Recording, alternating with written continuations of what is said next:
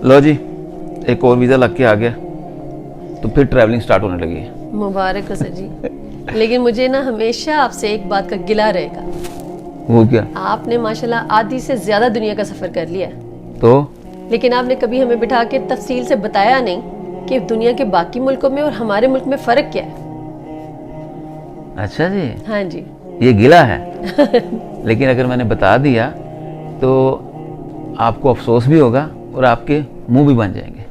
वो कैसे? अगर कहते हो तो बता देता हूँ। बताएं। सबसे बड़ा फ़र्क जो पूरी दुनिया का और मेरे मुल्क में है कि पूरी दुनिया के अंदर करप्शन करने पर, चोरी करने पर सज़ा मिलती है, कत्ल करने पर 14 साल सज़ा मिलती है, और मेरे प्यारे इस्लामी मुल्क के अंदर नबी की सीरत पढ़ाने पर 14 साल सज़ा मिलती है।